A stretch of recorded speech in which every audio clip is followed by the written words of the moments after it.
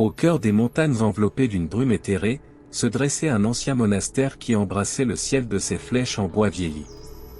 À l'intérieur de ces murs sacrés vivait un moine nommé Devananda, dont la présence transmettait une paix si profonde que même les feuilles les plus agitées cessaient de bruire lorsqu'il méditait dans les jardins. Pendant de nombreuses années, Devananda a enseigné aux jeunes novices les voies du bouddhisme, la vérité de l'impermanence, le pouvoir du détachement et l'importance de la compassion. Cependant, une saison de froid rigoureux et une maladie inconnue ont frappé le monastère, fauchant la vie de plusieurs moines et laissant le jardin autrefois vibrant sous un manteau de silence glacial. La maladie a épargné Devananda, mais il se retrouva seul, avec la sérénité de son âme ébranlée.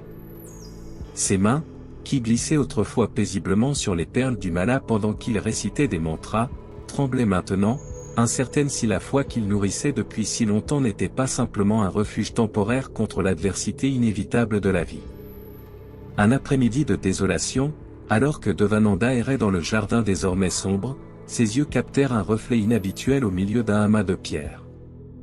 En nettoyant la neige et la mousse avec des mains hésitantes, il déterra un vieux miroir, au cadre sculpté et à la surface éblouissante. Devananda ne se souvenait pas d'avoir vu le miroir auparavant, et encore moins que quelqu'un au monastère possédait un tel objet.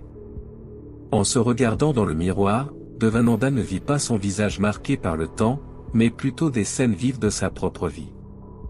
Il revécut son enfance dans un village lointain, le jour où il avait quitté sa famille pour suivre la voie monastique, et le moment où il avait pris ses vœux.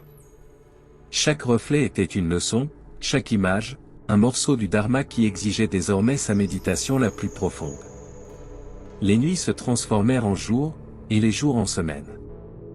Devananda resta là, apprenant du miroir non seulement à accepter la mort et le changement comme des parties naturelles de l'expérience humaine, mais aussi à observer ses propres attachements et peurs avec une honnêteté qu'il n'avait jamais appliquée dans sa pratique spirituelle.